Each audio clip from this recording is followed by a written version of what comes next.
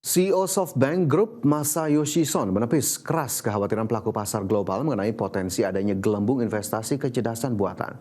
Konglomerat teknologi asal Jepang ini optimistis bahwa industri berbasis AI akan sepenuhnya mengubah kehidupan manusia dan mencetak keuntungan besar.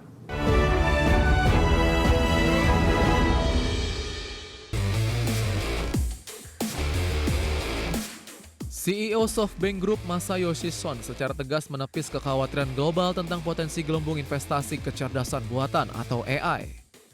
Berbicara kepada para eksekutif di Tokyo pada Minggu 19 Juli 2026, Son menyebut bahwa perdebatan mengenai fenomena gelembung ekonomi pada sektor teknologi ini adalah satu pertanyaan yang bodoh. Langkah taktis pendiri SoftBank ini terus berlanjut setelah dirinya menjadi pendukung awal komputasi pintar dengan menggelontorkan puluhan miliar dolar Amerika Serikat ke berbagai perusahaan terafiliasi. Industri kecerdasan buatan dunia diproyeksikan memerlukan kucuran dana investasi fantastis sekitar 5 triliun dolar Amerika Serikat setiap tahunnya. Alokasi dana jumbo yang setara dengan 90.000 triliun rupiah tersebut sangat dibutuhkan untuk memperluas pusat data, meningkatkan produksi chip komputer, hingga menyediakan sistem infrastruktur energi makro. Sun memprediksi bahwa pada tahun 2040 mendatang sekitar 20% dari total ekonomi dunia akan sepenuhnya digantikan oleh lini bisnis berbasis kecerdasan buatan. Adapun raksasa teknologi SoftBank Group dilaporkan telah mengunci akumulasi dana investasi sebesar 34,6 miliar dolar Amerika Serikat di perusahaan OpenAI. Demi membebaskan likuiditas dana segar untuk pengembangan pusat data, manajemen bahkan telah menjual seluruh kepemilikan saham mereka di pabrikan chip Nvidia pada tahun lalu. Perusahaan multinasional ini juga baru saja memulai ekspansi bisnis baterai baru di kawasan Jepang demi membangun infrastruktur tenaga listrik generasi berikutnya untuk mengantisipasi lonjakan permintaan daya. Berbagai sumber IDX Channel.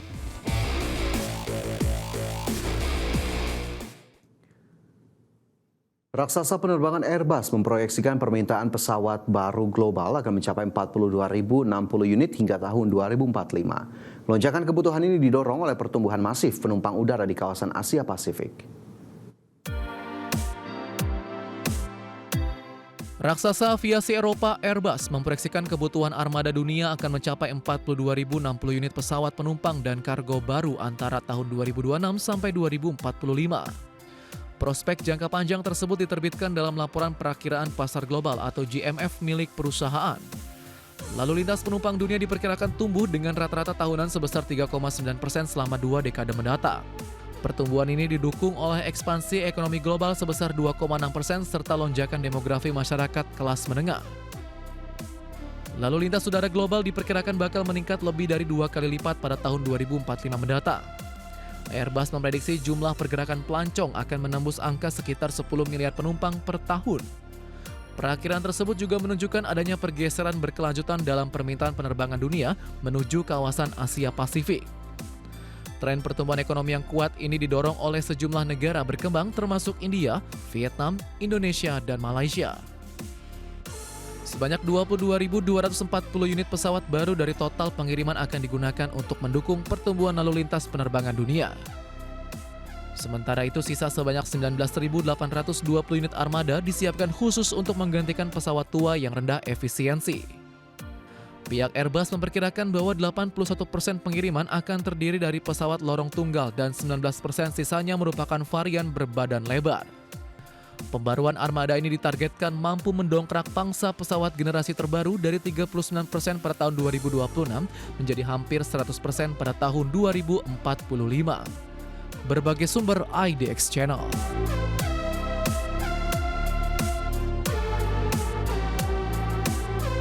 Pemirsa, Presiden Prabowo Subianto menegaskan akan melakukan peremajaan semua lahan tebu untuk memastikan kemandirian produk gula sebagai bagian dari upaya mewujudkan ketahanan pangan di tanah air. Prabowo mengatakan pemerintah terus berupaya mencapai kondisi kemandirian terhadap beragam sektor termasuk di sektor energi, air, dan pangan. Prabowo mengatakan program yang dijalankan sekarang ditargetkan melakukan peremajaan tanaman tebu untuk 100.000 hektar per tahun dan dapat berjalan selama 4 tahun. Menurut data Kementerian Pertanian per November 2025, terdapat 796.621 petani tebu yang mengelola 520.823 hektar lahan panen. Tadi Menteri Pertanian menyampaikan kepada saya bahwa sudah 12 tahun tidak ada peremajaan tebu. 12 tahun. 12 tahun. Kita sekarang akan meremajakan semua tebu yang kita miliki.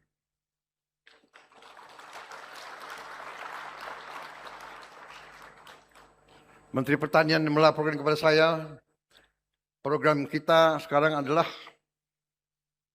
100.000 hektar per tahun. Dan dengan demikian akan dicapai dalam 4 tahun.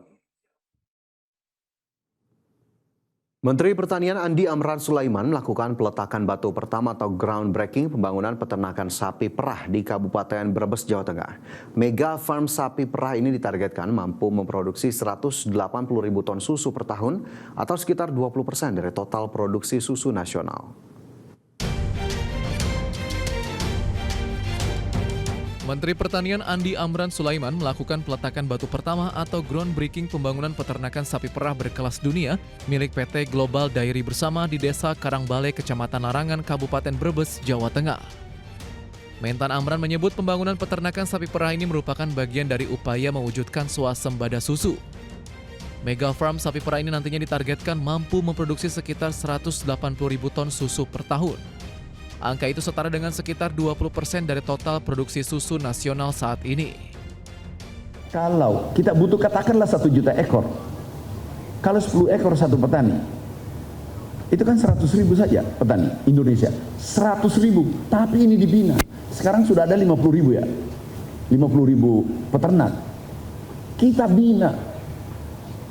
Kalau kita mau pasti bisa. Beras. Amran mengungkap kebutuhan susu nasional hingga kini masih didominasi impor yang mencapai sekitar 3,6 sampai 3,8 juta ton per tahun atau sekitar 80% dari total kebutuhan. Untuk itu Kementerian Pertanian mengajak pelaku usaha dalam negeri maupun investor asing untuk berinvestasi di sektor peternakan sapi perah. Pemerintah menilai pasar susu di Indonesia masih sangat besar dan membutuhkan sekitar 20 proyek serupa untuk mencapai swasembada susu. Dari Brebes, Jawa Tengah, Dias Triawan, IDX Channel.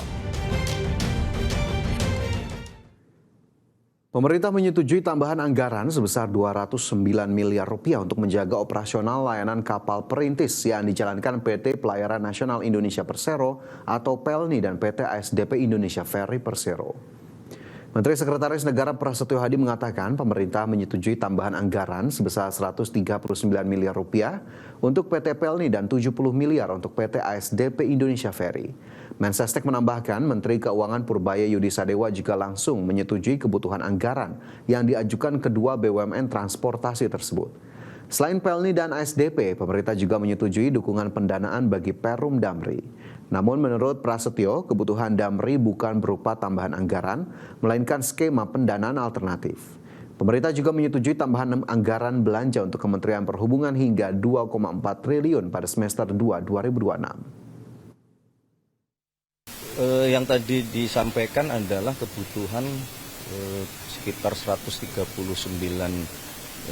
miliar untuk di ASDP dan kurang lebih 70 sekian untuk yang di PELNI.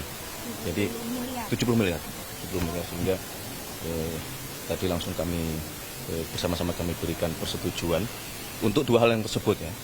Tetapi ada juga permohonan untuk ABT dari Kementerian Perhubungan yang tadi kita sepakati untuk segera hari ini antara Menteri Perhubungan dan Dirjen Anggaran, tim teknisnya untuk. Selanjutnya pemirsa, Menteri Koordinator Bidang Infrastruktur dan Pembangunan Kewilayahan Agus Harimurti Yudhoyono menekankan pentingnya konektivitas wilayah untuk menunjang pergerakan ekonomi di berbagai daerah. Dalam memimpin rapat koordinasi tingkat menteri terkait penguatan tata kelola ekosistem kebandar udaraan di Jakarta, Menko AHY menegaskan bahwa pemerintah tengah memperkuat dan mempercepat tata kelola seluruh ekosistem pariwisata dan ekonomi kreatif, mulai dari pelayanan bandara, konektivitas antar moda hingga dukungan infrastruktur yang memadai. Hal ini menjadi prioritas utama demi mendukung peningkatan potensi ekonomi di sektor pariwisata dan ekonomi kreatif yang sangat erat berkaitan dengan layanan infrastruktur. AHY menambahkan peningkatan kualitas infrastruktur dan konektivitas wilayah akan berdampak langsung terhadap ekonomi nasional melalui peningkatan investasi, kunjungan wisatawan, serta aktivitas bisnis. Kami, jajaran Kementerian Koordinator Bidang Infrastruktur dan Pembangunan Kewilayahan, yang juga menaungi sejumlah kementerian teknis, terutama terkait dengan konektivitas antar wilayah, tentunya juga sangat erat kaitannya dengan upaya kita untuk meningkatkan pertumbuhan ekonomi di berbagai wilayah dengan keterhubungan satu sama lain, termasuk meningkatkan sektor pariwisata dan pengembangan ekonomi kreatif. Kebakaran lahan terus meluas di sejumlah wilayah di Spanyol sepanjang pekan lalu. Informasinya akan kami hadirkan usai jeda berikut ini.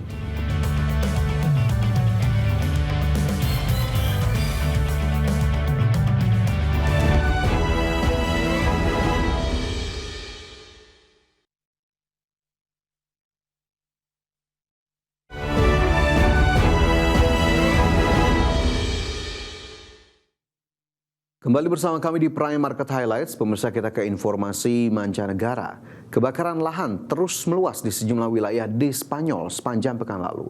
Spanyol menjadi salah satu negara yang terdampak gelombang panas paling parah dalam beberapa tahun terakhir. Kebakaran hutan yang terjadi di sekitar 100 km di utara Madrid, Spanyol terus meluas hingga menghanguskan lebih dari 12.000 hektar lahan. Kebakaran ini juga memaksa ratusan warga mengungsi. Menurut otoritas setempat pada hari Minggu kemarin, kebakaran mulai terjadi sejak Kamis di Provinsi Guadalajara, termasuk kawasan Taman Alam Sierra Norte. Dan sejauh ini belum ada korban jiwa yang dilaporkan akibat kebakaran ini. Kebakaran di Guadalajara terjadi hanya berselang sehari setelah kebakaran lain muncul di dekat Zaragoza, wilayah timur Laut Spanyol. Dan hingga Sabtu malam, pemerintah daerah Aragon melaporkan kebakaran tersebut telah membakar hampir 16.000 hektar lahan dan masih jauh dari berhasil dikendalikan. Belum ada korban jiwa yang dilaporkan dalam kebakaran di Zaragoza. Adapun Spanyol menjadi salah satu negara yang terdampak perubahan iklim dengan meningkatnya frekuensi dan durasi gelombang panas dalam beberapa tahun terakhir. Suhu yang kerap melampaui 40 derajat Celcius dinilai menciptakan kondisi yang mempermudah terjadinya kebakaran hutan. Berbagai sumber IDX Channel.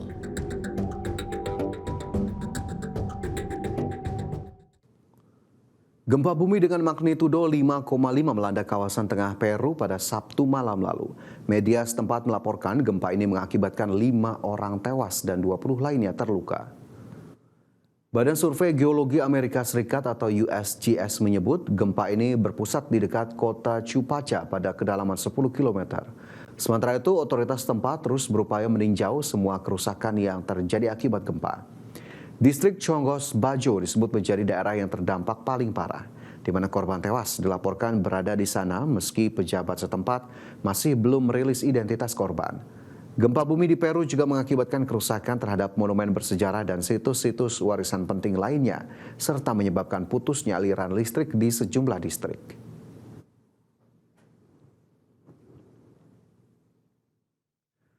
Selanjutnya, pemirsa, Amerika Serikat melancarkan serangan balasan terhadap Iran usai tewasnya 2 personil militer Amerika Serikat di Yordania.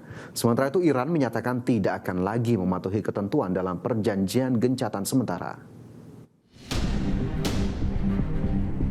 Amerika Serikat melancarkan serangan terbaru terhadap Iran pada hari Sabtu lalu atau sehari setelah 2 personel militer Amerika Serikat tewas di Yordania akibat serangan rudal dan drone Iran.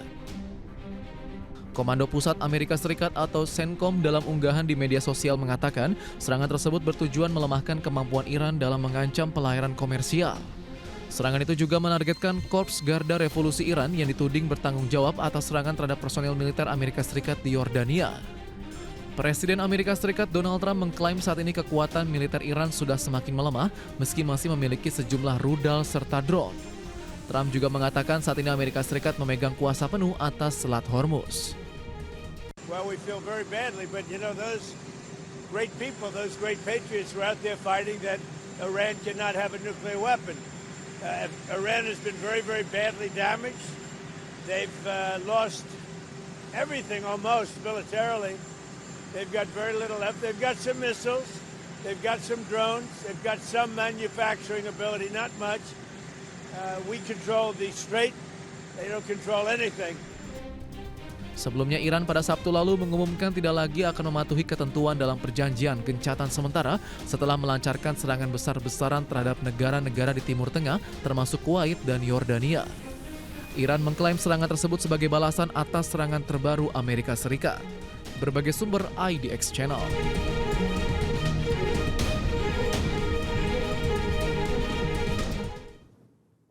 Iran melancarkan serangan rudal dan drone ke pangkalan militer Amerika Serikat di Yordania sebagai balasan atas serangan Washington terhadap infrastruktur Iran. Serangan ini menewaskan 2 pasukan Amerika Serikat. Korps Garda Revolusi Islam Iran atau IRGC merilis rekaman yang memperlihatkan peluncuran sejumlah rudal dan drone ke arah yang diklaim sebagai pangkalan militer Amerika Serikat di Azraq, Yordania. IRGC menyatakan serangan itu merupakan balasan atas serangan militer Amerika terhadap infrastruktur sipil Iran. Menurut mereka, operasi yang dilakukan saat fajar tersebut menjadi gelombang ke-20 dalam operasi Nasr II. Sasaran serangan diklaim meliputi area parkir pesawat berukuran besar di pangkalan militer Azraq. Serangan ini menewaskan 2 pasukan Amerika Serikat yang berada di lokasi.